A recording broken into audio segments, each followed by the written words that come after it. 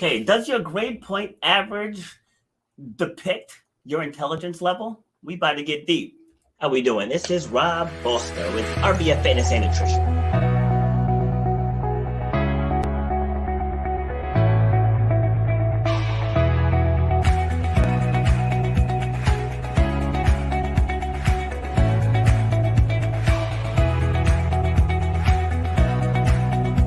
You should know the value that you bring to the marketplace.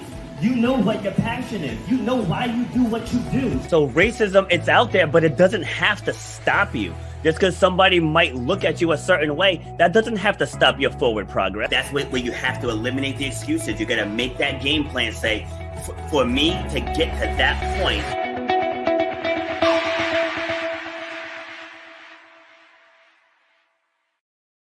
all right, so again, the question is, does your grade point average, is that an accurate indicator of your intelligence? So before we can really dive into that conversation, we're going to discuss what intelligence means to us. And why do I say us? Because I have a guest on. So I'm going to bring her on now. This is Rosie, and she's going to help me have this discussion today. How you doing, Rosie? Hi, Rob. I'm great. Thank you for having me. My pleasure. My pleasure. So give us some quick background on you, where you're from, what do you do, and why you wanted to be part of this discussion. Well, I live in New Hampshire, right on the coast. And I've been in the body art industry for 30 years. I've owned multiple shops, and I do medical tattooing, tattoos, and piercing. Over the past year, I also began modeling, and I've been in about 5 magazines at this point, and I'm Awesome. contracted for a few more, and working on runway modeling and things like that. And Awesome. I wanted to join this because, well, I had gotten an invitation to do this without knowing what the conversation would be or what the subject would be. And I just thought it would be a fun, interesting thing to do.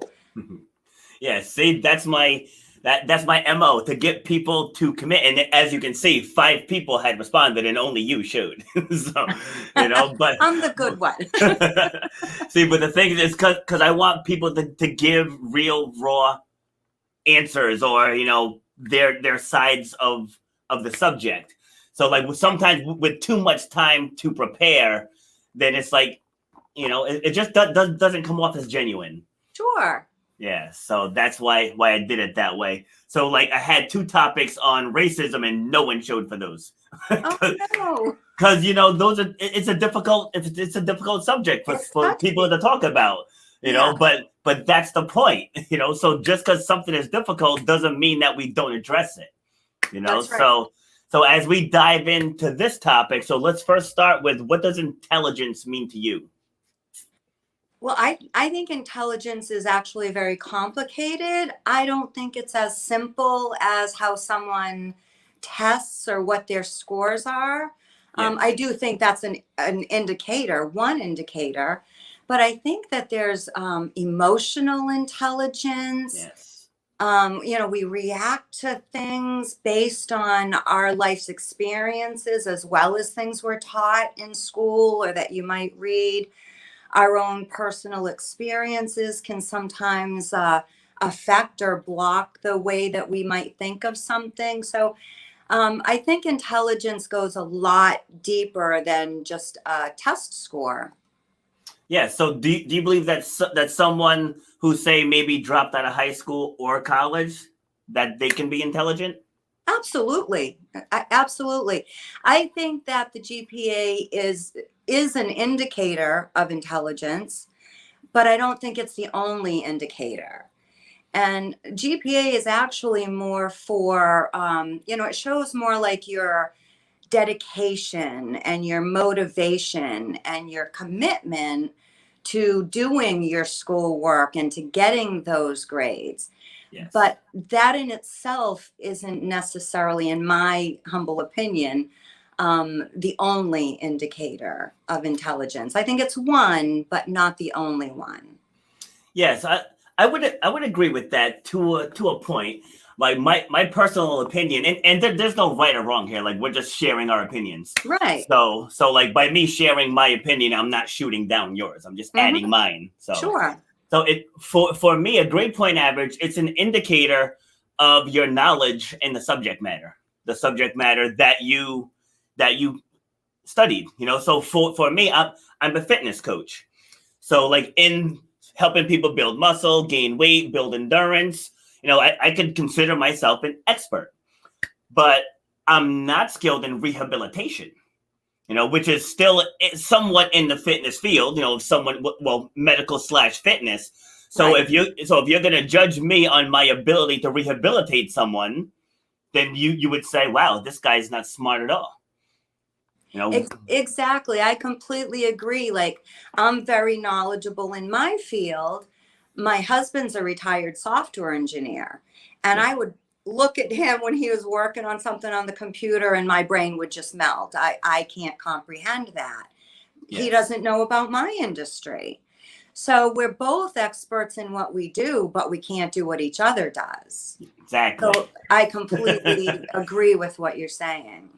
Yeah, see, because too many times I feel like in society, like so much stock is put into, college degrees and, being on dean's lists and all these other letters after the names. And I'm not knocking that. People that achieve that stuff, it's amazing. I'm talking Absolutely. like this message is more for the ones who haven't, because people learn differently. So Yes. for someone like me, I dropped out of college 3 times because I just can't learn from books. It just doesn't do it for me. So I traveled the country going to seminars and mastermind groups and, learning marketing, branding, and, learning all of those things that I need to know. And I've actually helped people with marketing degrees with their marketing and branding. So if you put all your eggs in that one basket, then you're trying to say that my skills and the way I obtained my knowledge, is that not intelligence? I absolutely agree. I think that people learn differently. And some people need hands-on. Some people can absorb from reading a book.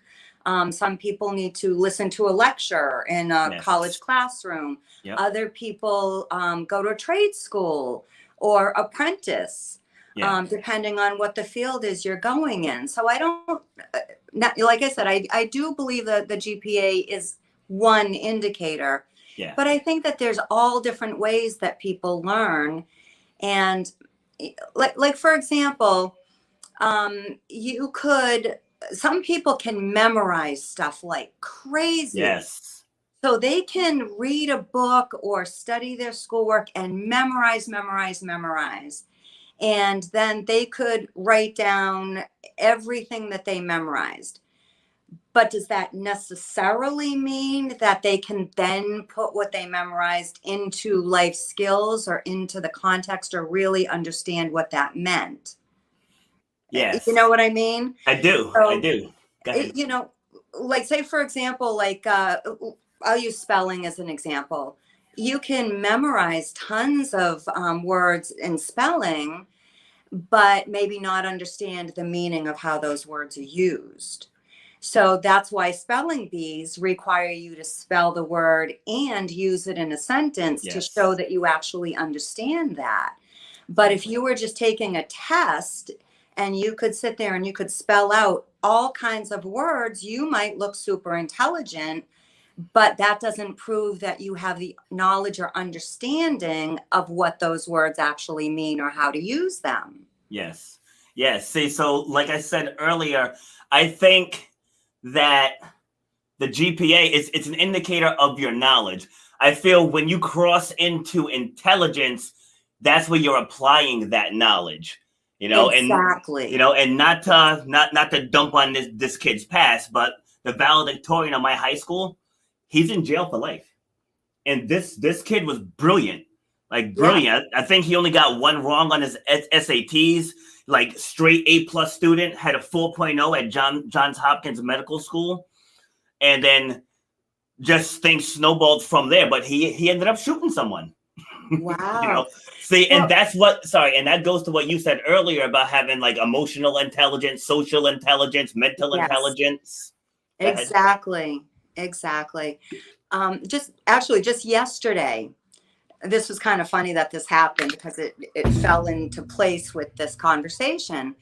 was yesterday, someone had posted a question or a comment on Facebook. Yeah. Their comment was that they found tattooed woman to be hot. Well, this woman who is a college professor, and I won't say who it is, but a college professor, jumped on, and she was so angry and so adamant. And she started posting and went on this huge rant about how anyone that gets a tattoo has a mental illness. Oh my God. And she went on and on. She's a college professor. Yeah. And so I'm assuming she has a high GPA. Yeah. But her personal feelings interfered so much that she can't even think intelligently on that subject.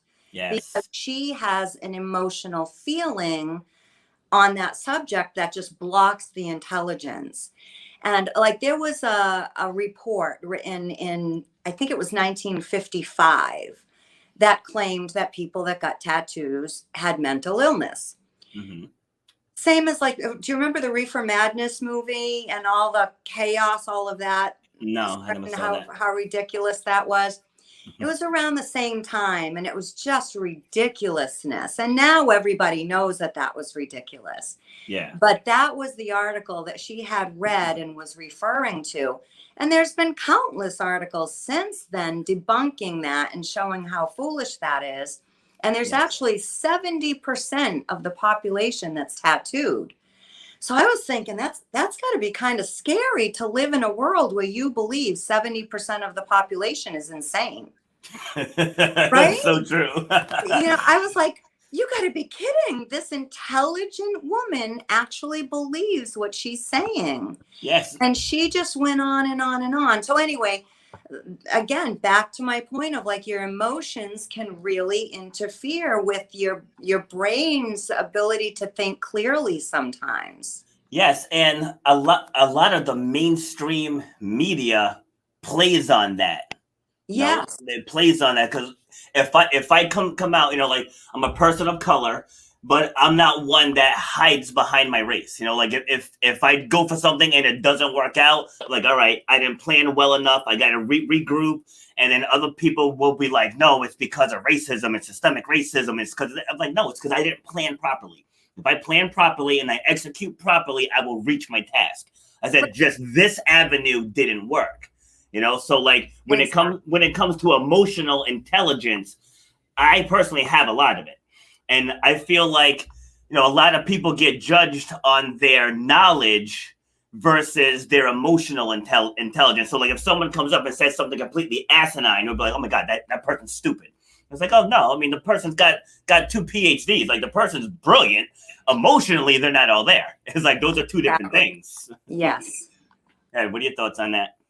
Yeah, I completely agree.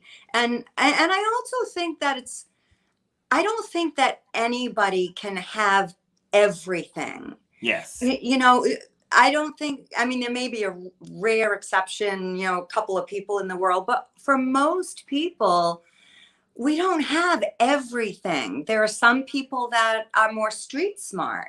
Yes. Other people are more book smart. Other people are more emotionally smart. There's different types of intelligence and awareness and, different ways of feeling things and exploring the world and learning things. And like you had said earlier, because you're good in one subject and not good in the other subject, does that mean you're stupid? No. We can't all learn everything about every subject out there. That's just not possible. Yeah, my son's a mechanic. Really very relative. Sorry, go ahead. I was just saying it's really very relative to what your life experience is. Exactly. See, my son's a mechanic, and I'm almost 46 years old. So I've been driving since I was 16. I never knew that there was a cabin filter in the glove box. Right? I've never known. Never had to change one, and he was just coming down on me like I'm the world's dumbest person because I didn't know this thing was in there. I was like, you're a mechanic. So for you, that's normal. I'm like, do you know what the name of this muscle is? Because it's not bicep. like, do you know what the name of that muscle is? Like, do you know how your body, processes oxygen? I was like, so I can start talking about the stuff that I know. I said, and that doesn't make you dumb. That just means you're not skilled in my area of expertise. Like, I am not a skilled mechanic. So, I mean, I can do some basic stuff, but if I had to, like, replace a gasket on something, that's way out of my pay grade. It's like, that doesn't make me dumb. That's just a skill I haven't learned. Right. No, I absolutely agree. And like, I'm going to use my husband for an example too. My husband is a retired software engineer, like I said, and he is absolutely brilliant. And he can memorize things like nobody's business. He has 15 government patents for computer programs that he wrote. So he's a brilliant man.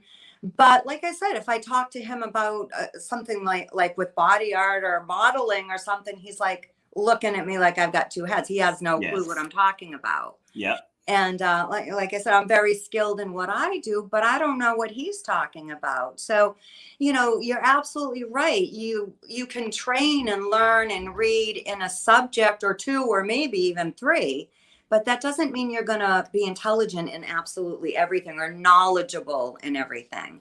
And the GPA is like you said, it's more on your knowledge than your intelligence or your ability to learn. Yeah, because I know when I go to the doctor, I don't question anyone's GPA. It's like I don't walk in and be like, "Were you Dean's List?" Before you tell me why I can't breathe, right? So it's like once you get to that point, like with anything, like with college, whether it's with personal training, whether it's you go to a trade school, you're learning the minimum skills to perform the task. Then if you get your master's, you're learning more skills. And with the PhD, you're getting the most available skills that you can learn within an institution. But that doesn't completely negate someone's life experience. Like, I was doing a show a couple weeks ago. We were talking about race and race relations. And there's a woman, a white woman, but I don't discredit anyone's opinions, so because race affects everyone in some fashion. Absolutely. So I respect everyone's opinions on what they think. But this woman was trying to school me on my views because she has a PhD and she studied race relations.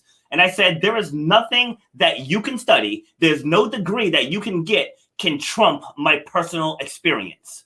Yes. It's like I live with this skin color every single day of my life. So you can't just discount my experience for something that you read in a textbook. Right. Exactly. I completely agree. Yeah. And I think that you do get a lot of that too, because a lot of times when you do get someone that has a degree in any field, it doesn't even matter what it is. And if they have a high GPA, sometimes they tend to get that attitude, like, I know everything. Yes. And I feel like the more you think you know everything, you're showing the world that you really have a lot to learn. Yes. Because we don't know everything. None of us do. Exactly. So I think that when you have that attitude, that just shows that you really need to tone it down and learn a little bit more. Yeah, even where I train, so I rent space out of a big sports training facility. So there's definitely different levels there. Let's say we have a physical therapist in house. We have people who are strength and conditioning coaches. I work with weight loss and building muscle, just like more like traditional fitness. But we all feed off of each other. So if I have someone that's dealing with a nagging shoulder pain that I can't do myself, I go and I see the physical therapist. I'm like, hey, like I humble myself, like that's not where my strength lies. Right. And then doing heavy lifting. So I can get people to a certain point, but then I go and see the strength coaches. I said, all right, so this one, I got her up to a 300-pound deadlift. Now this is out of my scope. So like so-and-so, can you guys work with her if she wants to go beyond? So I think part of the intelligence is realizing when things are out of your grade. It's okay to say, I don't know that. Let me take you to someone who does. Right. Well, look at the medical field. That's a perfect example for the medical field. Yes. You don't go to one doctor for absolutely everything. Yes. You have a primary care doctor that does really just the basics. And then if they find you have an issue with your skin, they're going to refer you to a dermatologist. Yes. If you're having an issue with your heart, they're going to send you to a heart specialist. And Yeah. a kidney, they're going to send you to the nephrologist and so on. Yes. So they're a doctor, medical doctor, have the degree, very well may have had a 4.0 GPA, but they're not going to try to diagnose every single thing about you. They're going to, forward you on to another doctor that specializes in that field. That doesn't mean that they're stupid or that they don't know what they're doing. It means that they're really good in the part that they handle. Yes. And then they refer you to another doctor that's going to handle that department. Yes. So, yeah. So yeah, I want to expand on that too. Like my sister is on now too, so she can attest to this. So when I lost my father in 2019, well, our father in 2019, just before all this COVID stuff hit. But while he was sick and going through treatment, he was at a hospital here in Rhode Island. And it was just like the same circle. They discharge him. He'd have complications. He'd end up going back. They'd discharge him. And so I remember talking to my mom, and I was like, we need to get him somewhere else. And she's like, well, the doctor said that there's nothing else they can do. I said, exactly. There's nothing else they can do. I said there are other doctors around that probably are better suited to deal with what he's dealing with. And so I actually got the doctor on the phone, and I told him, I'm like, if you've exhausted your capability, that's fine. I said, let's get him to someone who has more knowledge dealing with stage 4 cardiac problems. You know what I mean? So congestive heart failure. And so we ended up transferring him to Hartford Hospital. And within 24 hours, he was like a new person. They switched up his meds. Like he was wearing some type of vest monitor thing. They got that off of him. And he ended up lasting like another, 6 to 8 weeks, I'd say. But he definitely would have died a lot sooner had we not taken that action. So for the people listening, I want you to understand, just because someone tells you that, this can't be done, what they're really telling you is they can't do it. Right. that doesn't mean it can't be done. And sadly, you hear of that a lot in the medical field as well, where someone will maybe get in a car accident or something like that, and the doctors will tell them, you'll never walk again. But then that person just has that determination and that will and the spirit that they are determined that they're going to walk again. So you'll see them, it might take them a year or 2 years or even longer, but they are going to walk. And that happens over and over and over again, where people's will goes way beyond what the medical specialist with that big degree told them that they could possibly ever do.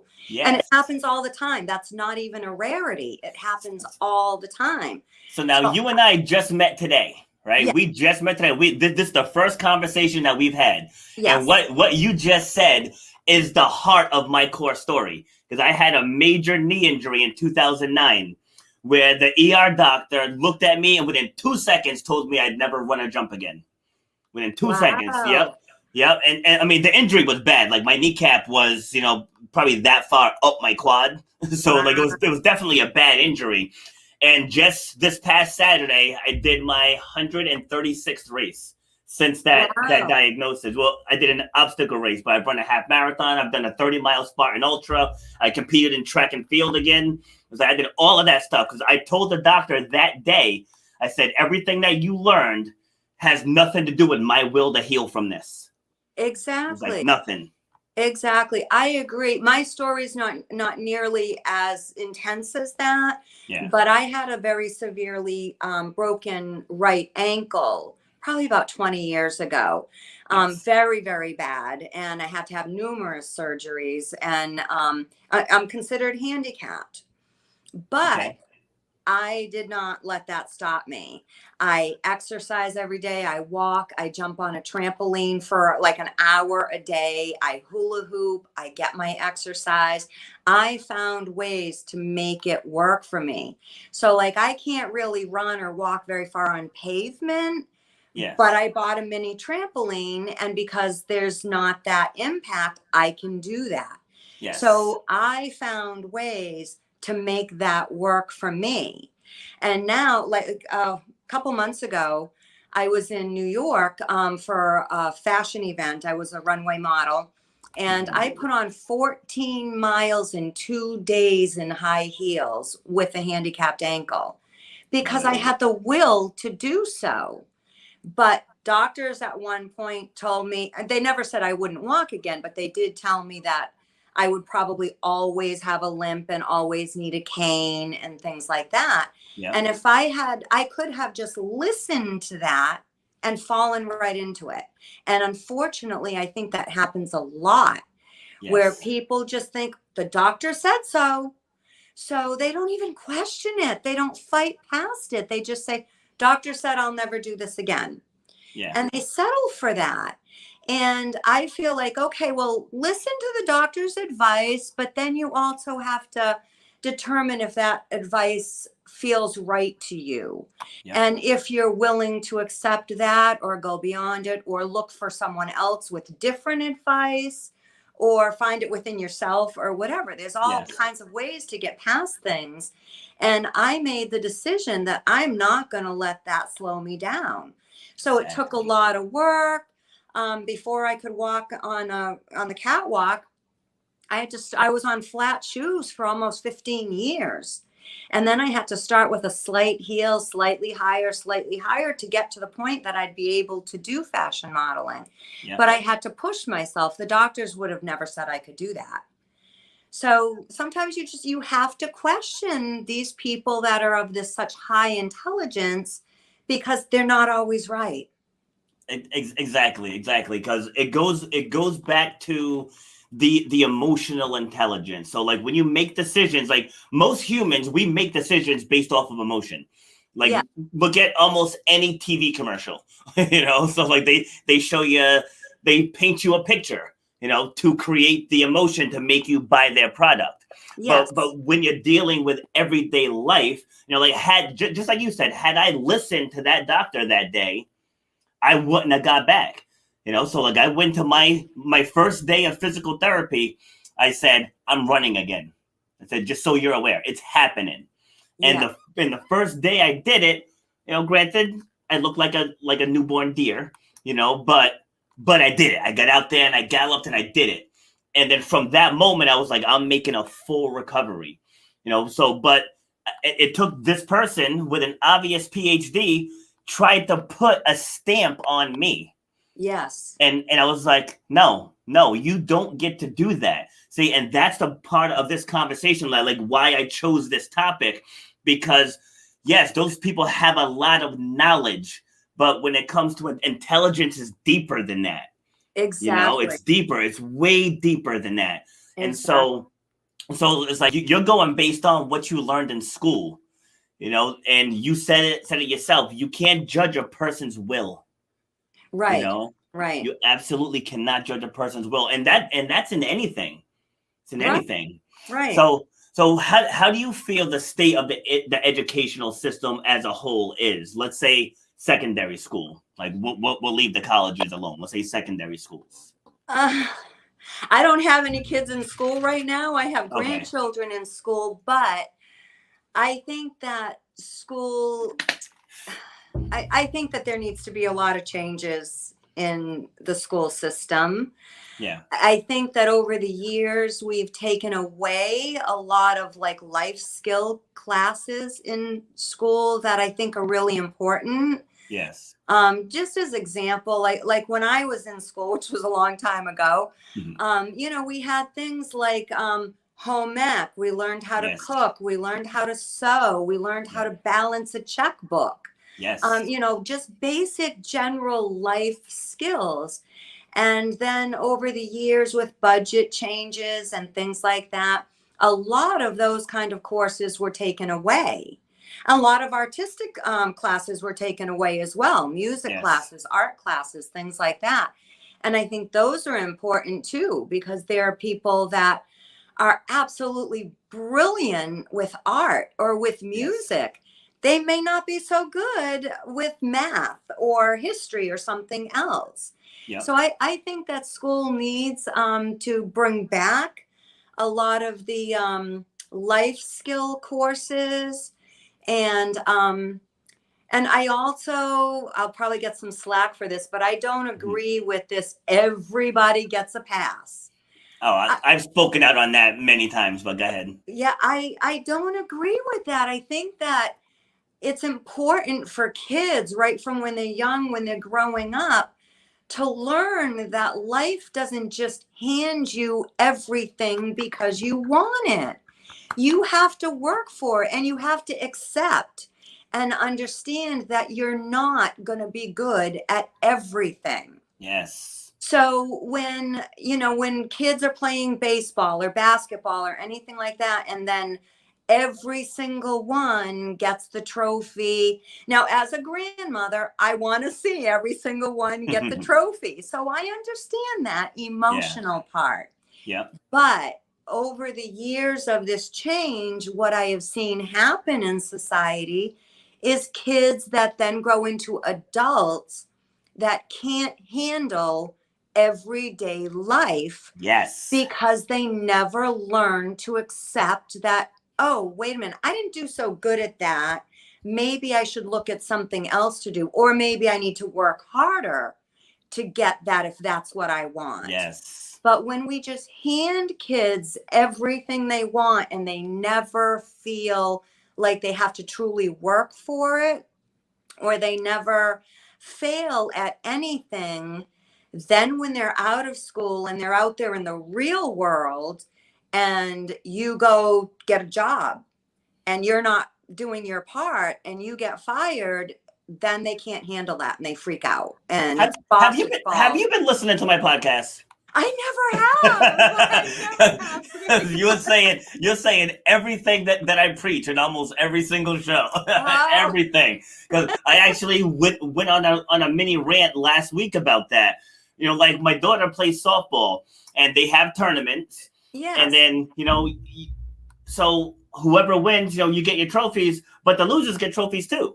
Yes. And like when I was growing up, it was like just the winners. And so going back to how this correlates to emotional intelligence, like you said it earlier, the kids don't know how to cope with defeat or failure or coming up short. Like they don't understand how to cope with that. And that leads to mental health issues down the line. I absolutely agree. And I'm going to be 60 in November. So I've seen a lot of life. Mm-hmm. And I really see a difference in how people react today to, especially to trauma and difficult situations, than how they used to, 40, 50 years ago. Because people were raised back then that the losers didn't get the trophy. You had to learn to accept that, oh, maybe that's not my field. Maybe I should do something else. I'm not so good at baseball, but I'll try basketball instead, or whatever. Or just train harder. Exactly. Or work harder if that's what you really want to do. But if you just hand it to someone, they don't have that drive to do better, because why? They're going to get the trophy anyway. Yep. I was an All-American in track and field.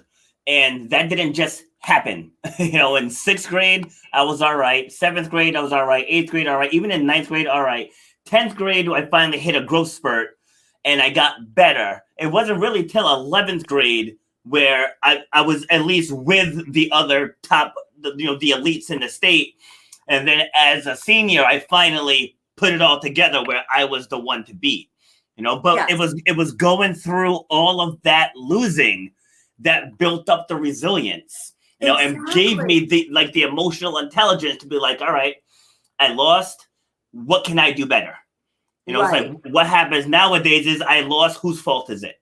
Right. Like that's the difference between being raised nowadays and being raised back in the day. Yes. With our parents, because like even with my kids, they'll come in and be like, oh, the teacher did it, blah blah blah. I said, no, we're not blaming the teacher, bro. This was you.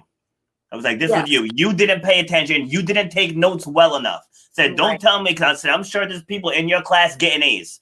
And those kids are putting forth the effort. It's like, you got to see because you didn't put forth the effort. Right. So I make sure the accountability is on them. Because like you said earlier, you're going to go out into the workforce at some point. And if you don't put forth the effort, you're going to be out of a job. Right, right. Because a job that's paying you isn't just going to hand you that paycheck just because you showed up. Yep. You need to put the effort in. And I Yep. think that we're failing our kids by not teaching them that. I think they're handing them everything.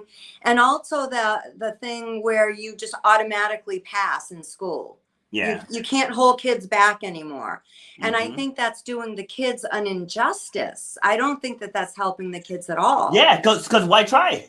Right, right. Why try? I'm going to pass anyway. And I've heard kids say that. Like, I don't care if they're going to move me on anyway. And and also if that kid wasn't ready to move on to that next grade, I think that can set them up for more failure because maybe they needed another year in whatever grade they were struggling at before you move them on. Yeah. I have a girlfriend who, when she was in school, got moved on faster than she should have because her mother argued that she wanted her to move on, and then they moved her on. And she said the next year she was absolutely not ready. She acknowledges that.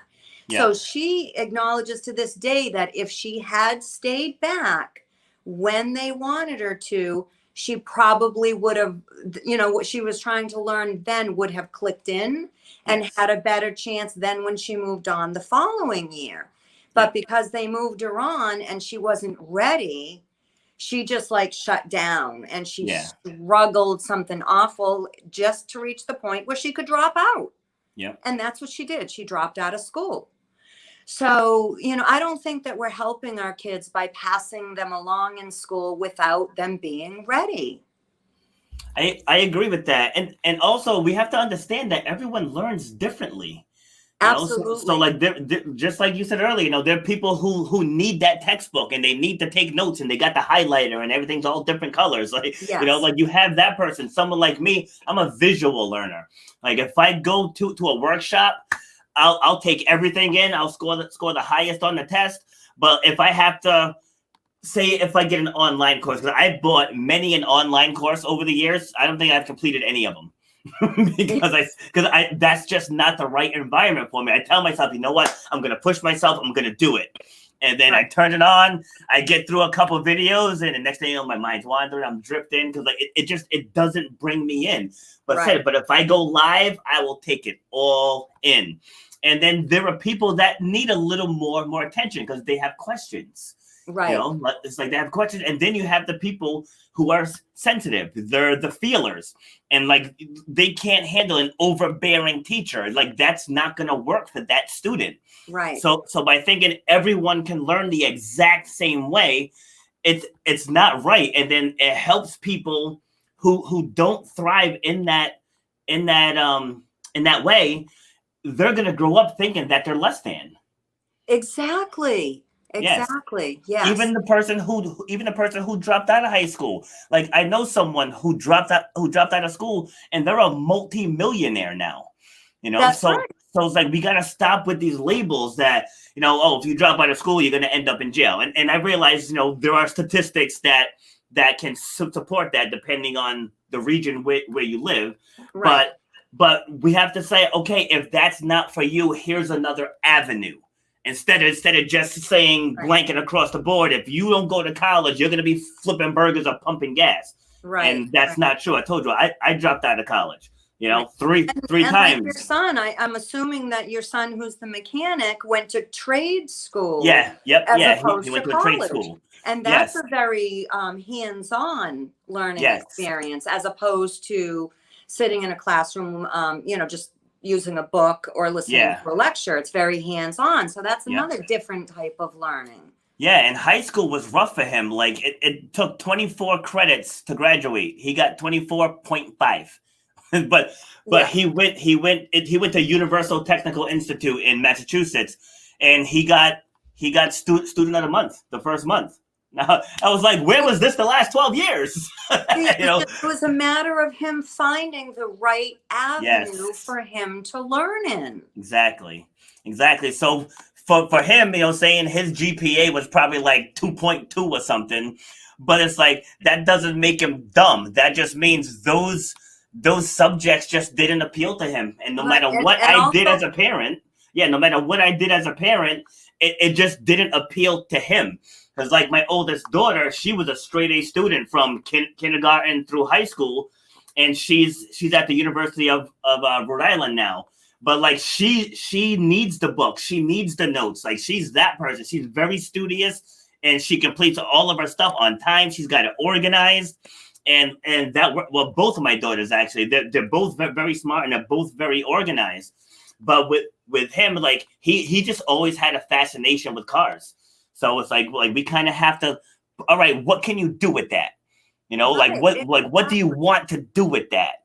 right. You know, Go And ahead. that shows too, because they're in the same family, so raised Yes. the same and all that kind of thing, but Yep. they learn differently. Yes. I have two granddaughters that learn differently and that have different interests. You can't compare, even if they're in the same family and are raised the same way, same parents, everything is the same. Yeah.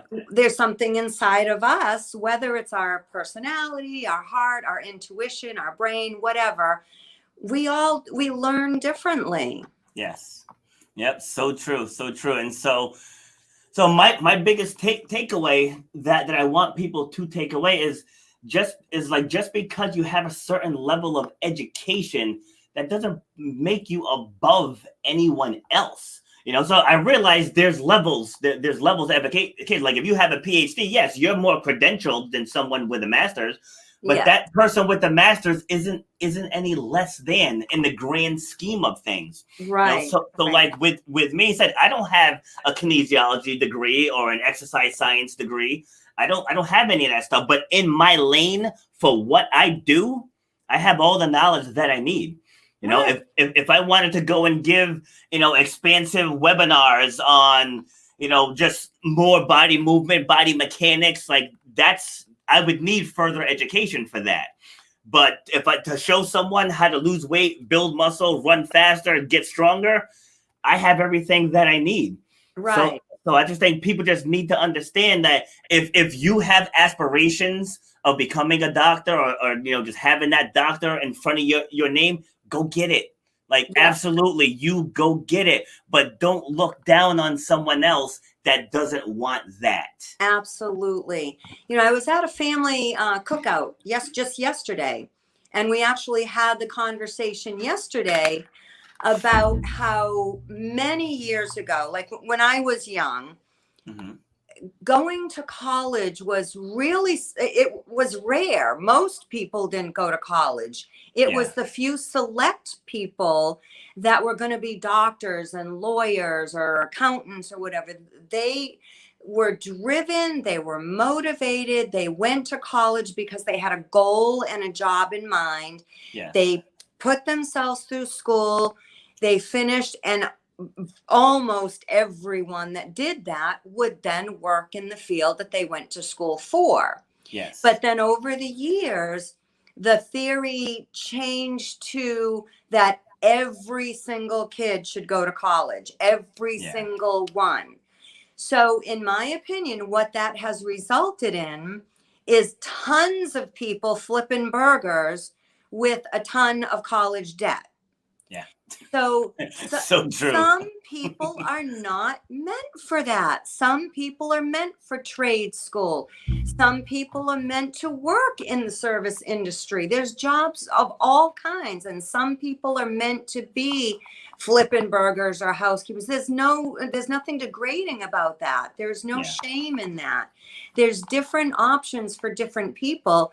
And I think the only thing that happened with this push for absolutely everyone to go to college is that you've got a ton of people with college degrees that they're not using. There's not enough jobs in all of those fields. Or they hate the Especially field. a lot of people with liberal art degrees, and then they have nothing they can use it for. And they've got a ton of college debt. And then they're out working, at a grocery store or, a drive-through window or something like that, trying to pay off all this college debt. because it wasn't appropriate for them to go to college. Yes. Doesn't mean that they're dumb or anything like that, just that that wasn't the right path for them. So they wasted 2 years or 4 years or whatever of their life. They're saddled down with all of this debt. And then it turns around to, oh, well, we can't make everyone pay their own college debt. We've got to pass this off to the taxpayers. And it just cycles and created more problems than I think that it helped having that attitude. See, and what can help with that life cycle, because I do this with my kids, is I'm not down with this. You go to college to find yourself. I was like, you have I told my kids, you got 18 years to find yourself. Yes. You got from birth to you're 18. You got a long time to decide your path. So, like with my kids, I'll be out and about. We'll be talking about food. Like my daughter does some of the races with me, and she was talking about a dish that she made the other day. And some of the moms we were with are like, "You cook?" She's like, "Yeah, I've been cooking since I was like 7." You know, it's like I teach my kids everyday life skills, and Yes. I've been doing that. So when we were getting ready for her for college, so I was like, so write down all the things that make you happy. And so she wrote down the things that made her happy. I said, now if you could work with one group of people, who's your ideal group of people to work with? And so we wrote that down. I said, now what fields will allow you to do that? I said, we're not talking about money here. I said, I want to know what fields will allow you to do that. We went down the list and finds out she wants to get into fitness, and not to do exactly what I do, but she likes, because I tell people I do more personal development, but I use fitness as the platform. Okay. And so she wants to do, because like she grew up without her biological mom. And she wants to create a program for other young girls who have grown up without their biological mom, using fitness as the platform. Oh, that's fantastic and so needed in this country. Yes. And so if I just sent her off to college with no direction whatsoever, she would have been that person you would describe it, who's going to graduate in 4 years, having no clue what she wants to do, hating the course she picked. And she's going to be delivering pizzas to pay off the debt. Yes. So I think if more people did that, like reverse engineer it, it's like, because they pick on, oh, well, this job pays this much, this job pays that much. Yeah, but are you going to like the job? Right. Or are you going to be miserable for the rest of your life? Exactly. Yes. Yeah. Yeah, see, and I think that part is lost in this whole intelligence debate. Tracy, you're late. Oh, I thought it was at 11 o'clock. Yeah, 11 Eastern. Oh, well. we're almost done. Oh, dang it. I am so sorry. I'm in Tennessee, so we're central. Oh, okay. So there wasn't any central or eastern. I am so sorry. Glad to be here, though. All right. Well, I mean, we have about 10 minutes to go. So give us your take on is grade point average an accurate indicator of one's intelligence? I think it is a measure. I don't know if any of you, when you were children, had where you'd stand against a wall and someone would mark where your head hit the wall, and then they'd see how you grew. I think it's similar to that, whereas it measures where you are at that particular time in your life. It also can measure things that you have a natural ability with. For instance, Einstein, he didn't do well in school. He didn't do well with his grades, math and physics, because the way that they taught at this university, he was a bit of a dreamer, believe it or not, with physics. And you wouldn't think that physics would be a creative, endeavor. But the way his mind worked, he went on to be one of the most renowned physicists of all time. But in his university school days, he didn't fare so well with math and physics and science. So you just don't know. My take would be to be positive about it. If a child or a student, they show some marginal talent in certain areas and not in others, the role for us as a society, as teachers, and my belief and as parents is to encourage and foster that child to if they have a passion for something. I think passion as an entrepreneur will overcome just about any obstacle. Absolutely. Because, and I'm so sorry. Again, I didn't see an Eastern or Mountain or Central time at all. So I'm glad to be here. And again, I apologize, but I don't know if that's kind of where we are with things, but that's my take on it. Because when I read Einstein's biography, he's always fascinated me. I'm not a physicist. I'm a creative type. I'm an English literature major, broadcasting, and then also I'm a chocolatier. So how would you get, and I was in the music business for 10 years. So my path has not been conventional. But when I look back at my GPA, when I was looking at, things to discuss with the panel today, I did well in English pretty much all through my high school years. But if I had just pigeonholed myself or allowed myself to be pigeonholed in just what I was good at that time, then, I may never have experienced some of the other things and some of the other passions and pursuits that I've been fortunate enough to be able to do, such as music and, the culinary artists and culinary world. So good stuff. So where Rosie and I pretty much agreed is that intelligence isn't enough. Like it needs to be coupled with what you just said, Tracy, with passion. Because someone can have a 3.8 GPA, but if they have no passion, they're going nowhere with that knowledge. Absolutely. Nowhere. And then you also have to put in work. Like whenever I hear people say there's no opportunities, there's less opportunities for women, there's less opportunities for minorities or for immigrants. I'm like, that's a load of crap. It's like that's why people come to this country, because there's opportunities. It's like here in America, we're so spoiled because we have hot water, we have supermarkets, we have healthcare everywhere. There's remote places in the Philippines where if you get bit by a spider, you'll be lucky if you make it to a doctor in time. It's like we don't have that worry here. And I realize that there's homeless people here and there's poor people here, but a lot of that is from decisions or lack of decisions. Because my parents, at one point, we lived in the housing projects in New York City, and they got us out of there, and I grew up in a very rural area in Rhode Island. So like they made the decision to break that cycle. And I'm thinking like that's what's lacking in the educational scope of things. And I'm not knocking any teachers or anything out there, but we have to just stop telling the kids, like, if you drop out of high school, you're going to end up in jail. If you drop out of college, you're going to end up pumping gas. Like, because that's not true if you give them another outlet. It's like that's what's needed. Say, all right, listen, you're gonna drop out of school. Here's what I feel your next step should be, so you don't end up in jail. It's like if we reframe the conversation, then we can make that happen. Because I told you, there's many people right now with PhDs who are in jail. Exactly. Right now, this moment. So that intelligence, it needs to be coupled with passion and action.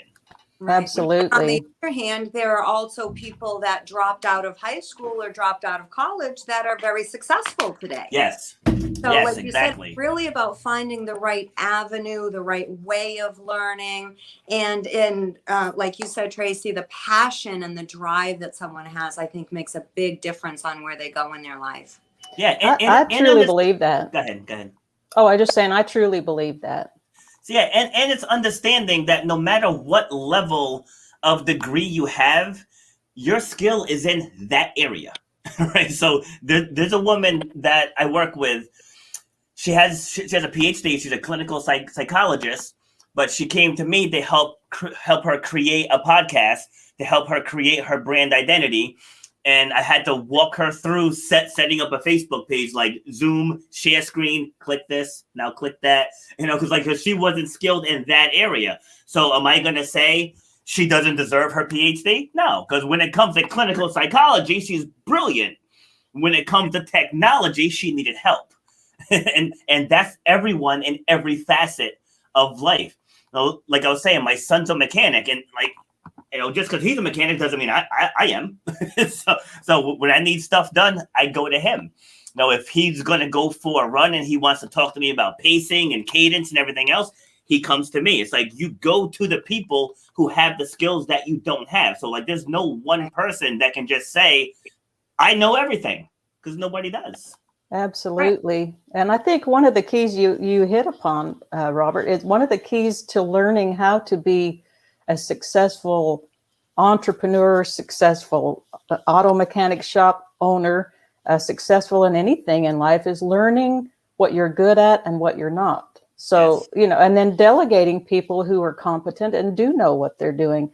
I have vast knowledge in certain areas, but I'm the first one to say, look, I'm not an accountant. I'm not a technical person. I'm going to find the best person who that is their forte and bring them into my organization. And sometimes you don't have that luxury. Sometimes you just have to get in there in the trenches and figure out how to set up a website. But it's back to that drive. Yes. I'm going to do this. I'm not going to let anything get in my way.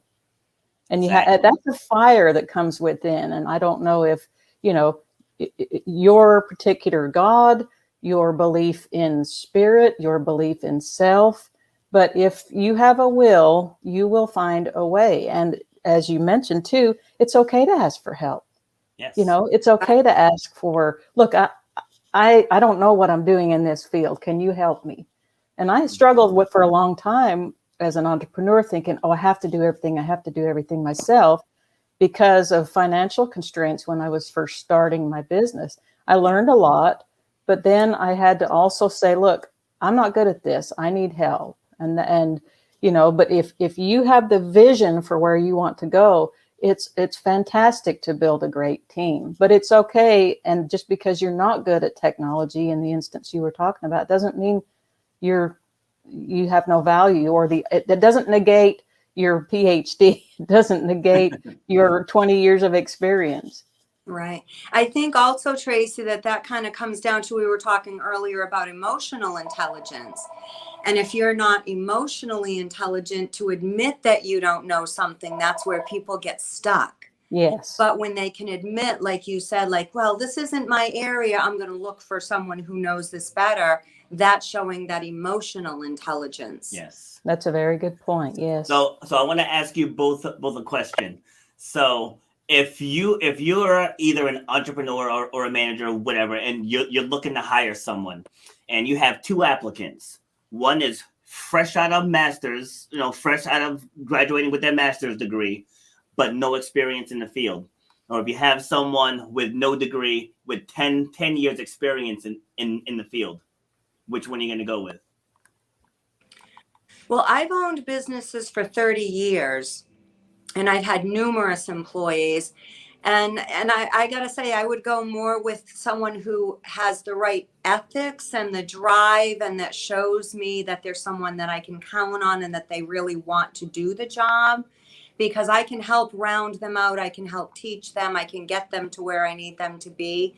But if there's someone who is maybe too cocky to learn, or they know it all, or they're not dependable, or they're partying all the time, or whatever the case may be, then that's not going to be a good match for me. So I do take, that type of thing into consideration a lot.